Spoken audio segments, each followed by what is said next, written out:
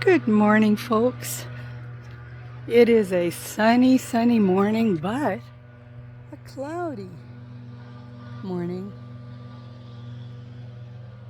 in the desert out here. Quite muggy today. I think this is number 26 of Thoughts. And, oh my goodness, I've been out putting placards on doors, giving all the voting dates for the election, the primary, as well as putting up some door hangers for some wonderful friends. I'm looking right now at a sign, his state rep sign, at another neighbor over here, and they put it out front. You know, the sad thing, and I'm not jumping on any topic quite yet here, just going with the flow. This has got all our voting dates. You know, we have to put feet to our faith. We can talk and expose, which we're supposed to do. It says the blood will be on your head in the Old Testament if you don't expose things that are evil. For the sake of even the children, if you don't care about yourself or adults, these kids coming up. So we're doing our best, our little part. I grew up with a mother who was a precinct committee woman, and my dad, when I was really young, they would have meetings, and we had Christians and Jews and Buddhists, Asian, black, white, Jewish. We had such a great neighborhood we grew up in, and left and right, what they call today left and right, but back then it was mainly Democrats and Republicans and independents. They would all come over, even though my mother was conservative. Her dad had been a Democrat because he was very pro-union in the early 1900s, but as it goes, money corrupts and power, and the unions were not all out to help union workers. Even though early on they fixed child labor laws, working overtime, not having the proper work environment. There's so many things that I could talk about there, but bottom line with my mom in the end was she still continued to open our home, have tea and cookies and coffee, and the neighbors would get together and hash out stuff. If they disagreed, didn't matter. Now, there might be an ornery person here and there, but people got along. They were gracious. They weren't throwing out expletives on each other and condemning each other just because they didn't agree. Oh, how we need to get back to that place. And I would encourage anybody listening today to think about unity, not compromise. I'm not talking about compromising or being lukewarm or wishy-washy, but having compassion, empathy, and understanding, and being kinder. Since we've gone through COVIDian, we have to watch our words because they might pop up some AI mania or something. Since that period of time in 2020, winter of 2020, boy, oh boy. Well-meaning people did well-meaning things. Whether we're talking about masking and getting an injection or whatever. Groups of mainly young people that were marching everywhere, and marching doesn't necessarily mean peaceful marching.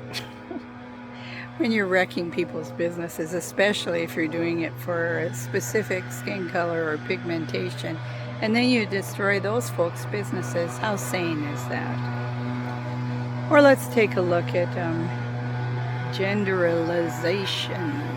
See, I try to make up a new word. The kinds of things, it's getting noisy down there where they're cleaning up a yard. All of these hot topics,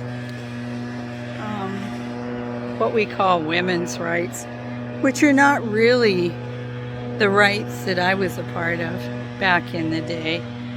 I believe that a person, whoever they are, a human being who does a good job should be able to get pay, equal pay, and that there shouldn't be abuse in the workplace, swatting a woman's behind in a boys' club. That's not appropriate. However, I worked with men a lot in my life, whether it was education or the music business, a lot, mostly guys I worked with, and they were great. Most of the guys were protective, respectful, and I loved it. Same thing, I got along with my male counterparts. Many of them were principals in the early days. Wonderful guys, just wonderful men, honoring.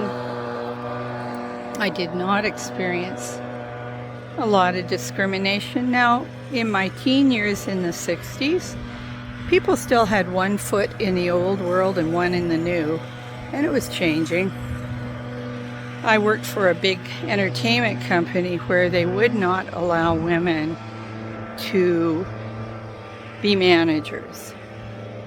So what I did was I did the manager's work, particularly for one guy who would take a few sippies at night, because I worked upwards of till midnight on that one job. And he'd say, "Mary, come on in and finish all the banking." I'd do all the paperwork and all the work he would do as a manager. And I'd go up in the bank late at night, and we used to have these little drop-offs with a little square plastic zip bag, and it was all money then. And I think about it now, you know, you'd get robbed once they saw you going up there. Thousands of dollars I'd walk up with and deposit that money in the bank through a little slit in the wall, and it would go into some kind of bin in the bank. Anyway, I remember towards the end of the 60s, I was getting ready to go to the university and get a different job, and one of the women became an assistant manager. And I remember getting apologies from my boss saying, "Gosh, Mary, you would have been such a great manager, but the guy in charge, he just didn't want the boys' club to be erased." The guys liked to, back then, smoke their cigarettes, their cigars, their pipes, and go meet together before and after. And there is something special about that with men. They enjoy it. And they don't like to have that interfaced with a female. You know, I do have some understanding of women with women and men with men. And I never really felt a lot of anger. And I think it was my mother's training again, to be honoring and respectful of the times, do our part to make a difference. Some people barrel in more. That's not my personality. I'm very strong, but I think having a gracious attitude is important.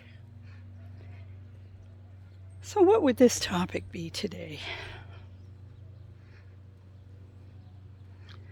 Let's do battle against the division. Once again, not to be lukewarm, to be bold, to speak the truth in love, be courageous, be brave, but be kind in as much as we're able.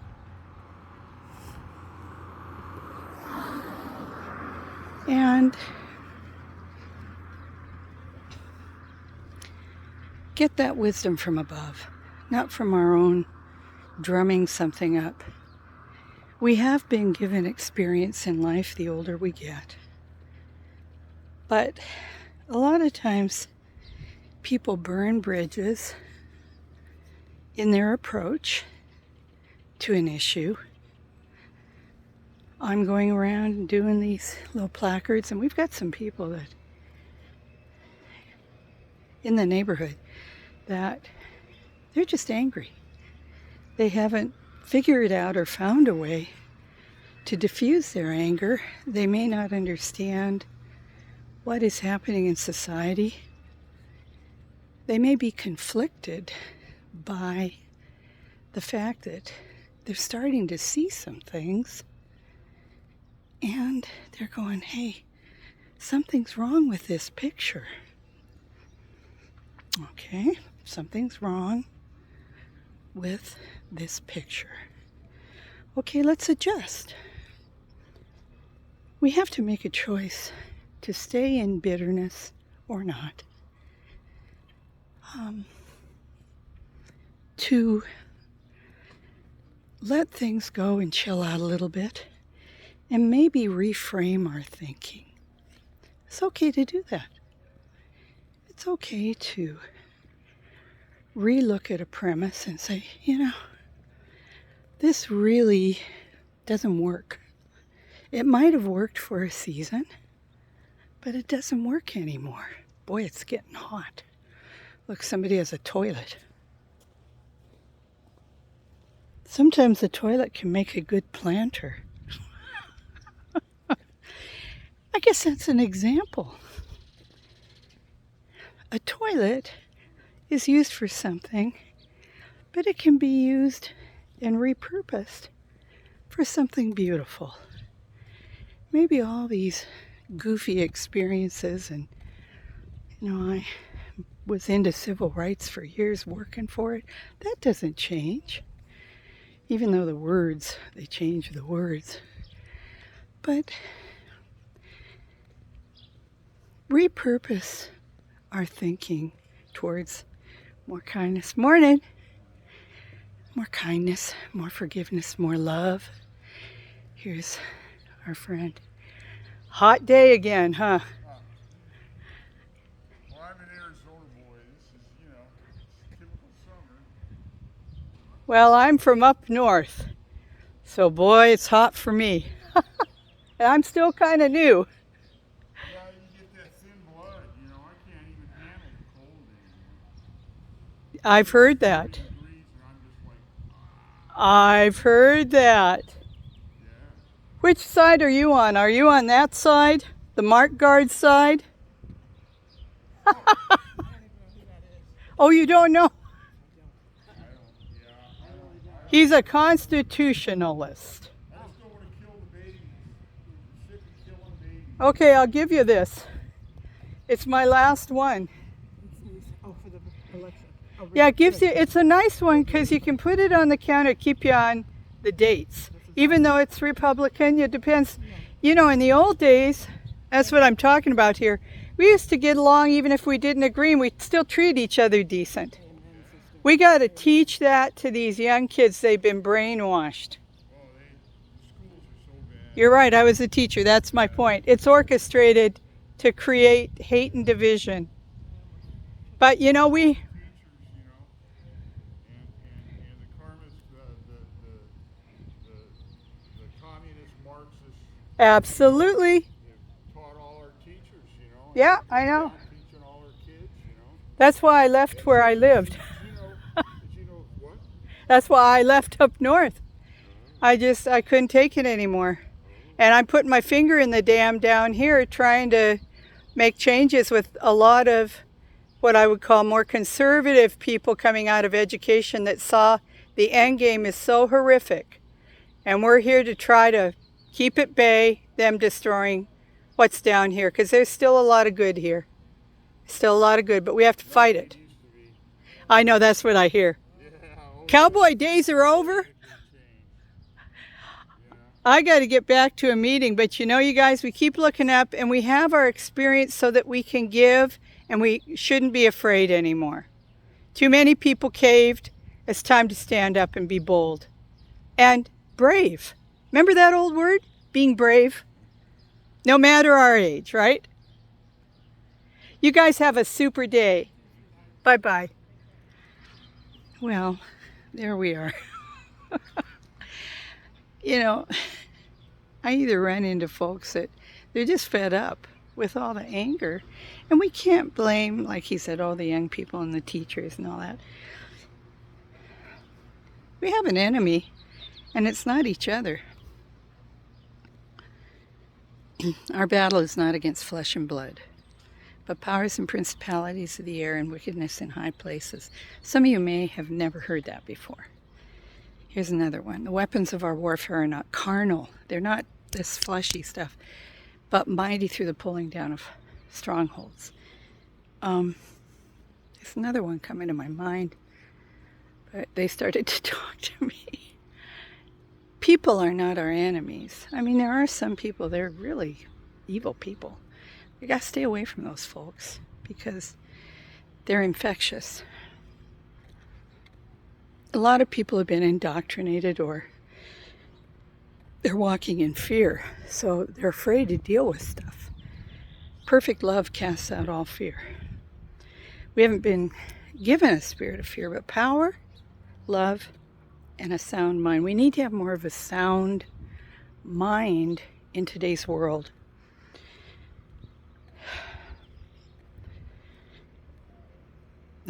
Well, hey, I can't even see how long this has gone.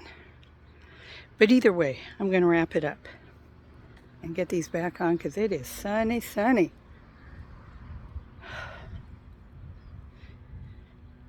God is our rock. And some of you may say, I don't believe in God.